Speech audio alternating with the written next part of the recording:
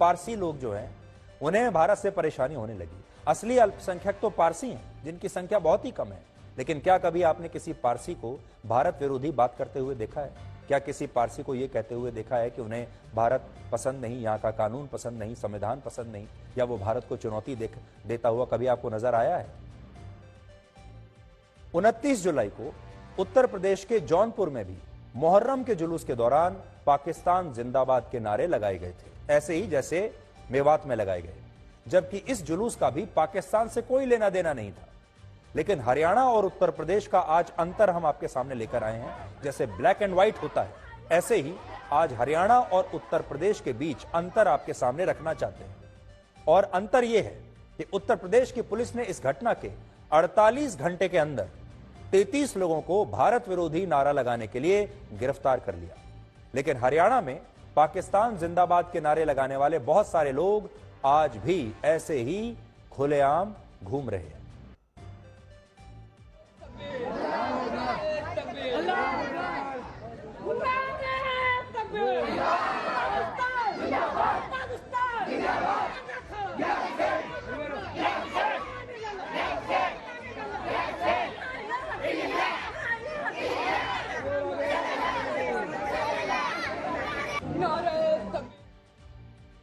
हमने कल भी कहा था, हरियाणा में भी बीजेपी की सरकार है और उत्तर प्रदेश में भी बीजेपी की सरकार है।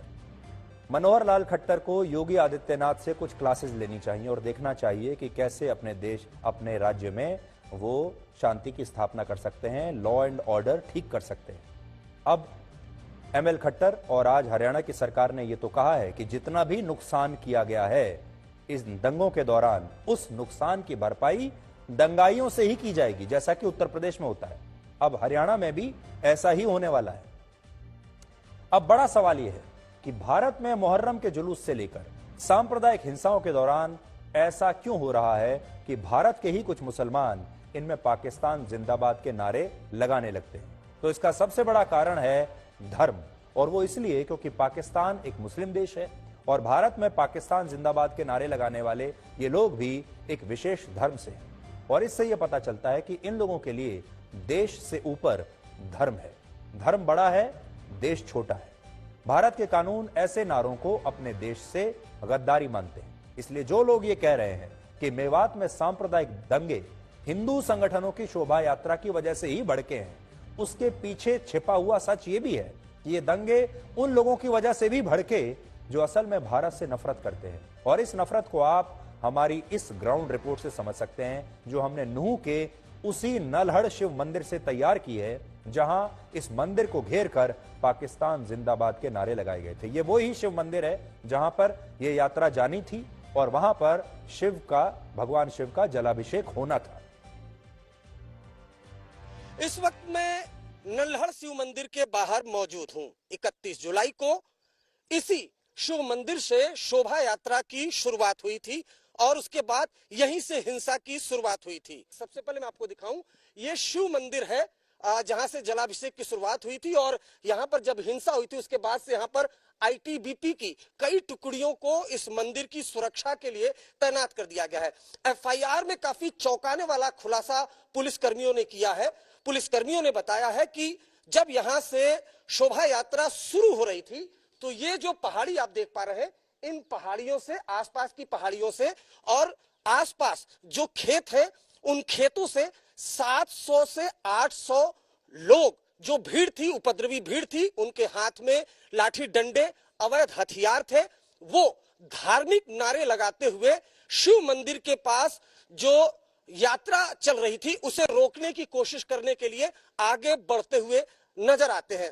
पुलिसकर्मी जो शोभा यात्रा में शामिल होते हैं वो एक के बाद एक भीड़ को रोकने के लिए हवाई फायरिंग शुरू कर देते हैं, लेकिन भीड़ रुकती नहीं है। लेकिन एफआईआर में जो चौंकाने वाला खुलासा हुआ है वो खुलासा ये हुआ है कि ये जो खेत आप देख पा रहे हैं मंदिर के आसपास और ये जो पहाड़ी देख पा रहे हैं, इन पहाड़ी इलाकों से जो उपद्रवी हैं 600 से 700 के लगभग जो उपद्रवी थे वो पाकिस्तान जिंदाबाद के नारे लगाते हुए अवैध हथियारों से फायरिंग करते हैं। ये जो सामने की तरफ मंदिर आप देख पा रहे हैं, उस मंदिर में पुलिसकर्मी सूझबूझ दिखाते हुए सभी यात्रियों को उस मंदिर में कैद कर लेते हैं। मंदिर में 4 से 5 हजार यात्री कैद होते हैं और जो आसपास की पहाड़ियां हैं, इन पहाड़ियों से लगातार इस मंदिर और आसपास की तरफ ताबड़तोड़ फायरिंग शुरू हो जाती है। ये जो इलाका आप देख पा रहे हैं, इस इलाके में कई गाड़ियां खड़ी होती हैं। उन गाड़ियों की आड़ लेकर पुलिसकर्मी भी जवाबी फायरिंग करते हैं। कैमरामैन प्रदीप गुप्ता के साथ अरविंद ओझा, मेवात, आज तक। 2011 की जनगणना के मुताबिक भारत के जिन 15 जिलों में मुसलमानों की आबादी 75% से ज्यादा है, उसमें जम्मू कश्मीर और लद्दाख को छोड़कर पूरे उत्तर और दक्षिण भारत से सिर्फ एक जिला ही इस सूची में शामिल है, और वो है हरियाणा का नूंह यानी मेवात जिला, जिसकी आज हम बात कर रहे हैं। ये आप देख लीजिए, 75% से ज्यादा मुस्लिम आबादी जिन जिलों में है, ये भारत के वो टॉप जिले जो हैं वो आपकी स्क्रीन पर हैं। और यहां लाल रंग से ये नूंह मेवात हरियाणा का जिला है, जहां पर लगभग आप देखिए 80% आबादी मेयों की है। 2011 में नूंह में मुसलमानों की आबादी 79.2% थी और हिंदुओं की आबादी 20.4% थी। लेकिन कई रिपोर्ट्स का अनुमान है कि 12 वर्ष के बाद अब नूंह के इस जिले में, इस इलाके में हिंदुओं की आबादी 18% से भी कम हो चुकी है और मुसलमानों की आबादी 82% के आसपास इस समय यहां नूंह में है। इससे भी ज्यादा हैरानी की बात यह है कि जिस नूंह में मुस्लिम आबादी बहुसंख्यक है, वहां कभी सांप्रदायिक दंगे होते ही नहीं है। देखिए, हैरानी की बात यह है, ये जो नूंह मेवात का इलाका है जिसके बारे में आपको बता रहा हूं, इसे बहुत ही बैकवर्ड इलाका माना जाता है। आर्थिक रूप से भी ये इलाका बहुत ही पिछड़ा हुआ इलाका है।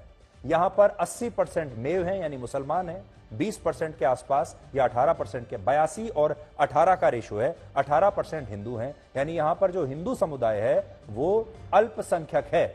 लेकिन फिर भी यहां पर सांप्रदायिक दंगे नहीं होते और पिछले 5 साल में यहां कोई सांप्रदायिक दंगा नहीं हुआ। क्यों?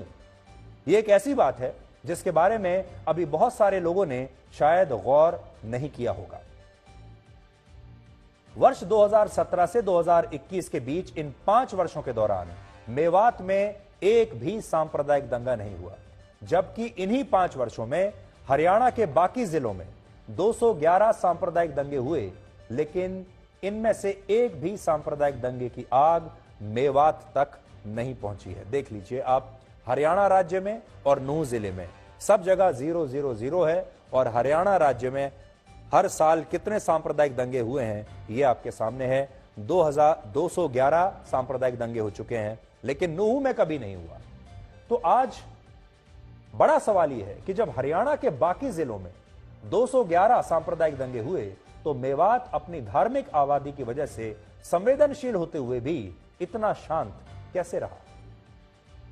आज जब हमने आंकड़ों की मदद से इस सवाल का जवाब निकालने की कोशिश की, तो पता चला कि असल में सांप्रदायिक दंगे देश के उन जिलों में ज्यादा होते हैं जहां मुसलमानों की आबादी 20% या उससे भी कम है।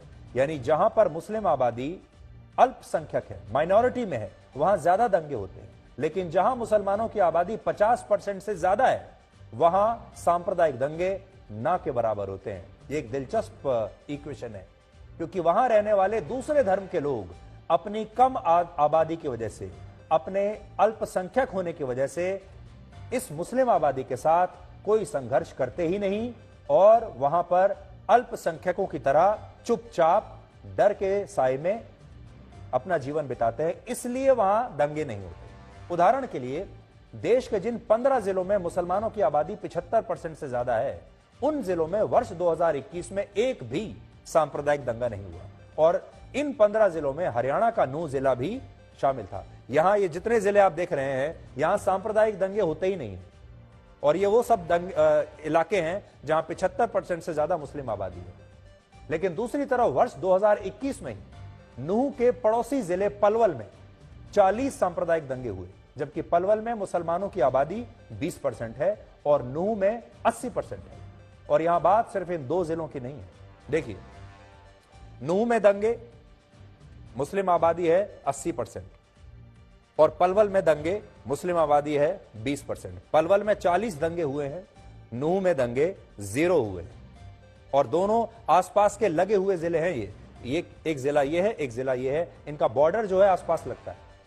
देश में जहां जहां मुसलमानों की आबादी 20% या उससे कम है, वहां काफी सांप्रदायिक दंगे होते हैं। लेकिन जहां मुसलमान बहुसंख्यक है, वहां दंगे नहीं होते, क्योंकि दूसरे धर्म के लोग फिर ऐसे जिलों और इलाकों में अल्पसंख्यक होते हुए संघर्ष ही नहीं करते। बिहार के गया में 11.5% मुसलमान रहते हैं, लेकिन वहां वर्ष 2021 में 11 सांप्रदायिक दंगे हुए। झारखंड की राजधानी रांची में 14% मुस्लिम आबादी है, वहां भी 2021 में 75 सांप्रदायिक दंगे हुए। महाराष्ट्र के अमरावती में 14.5% मुसलमान आबादी है, वहां भी 2021 में 38 सांप्रदायिक दंगे हुए, जबकि जिन 15 जिलों में 75% से ज्यादा मुस्लिम आबादी है, वहां वर्ष 2021 में एक भी सांप्रदायिक दंगा नहीं हुआ। ये आंकड़े आपके सामने हैं। आंकड़े अपने आप में सब कुछ कहानी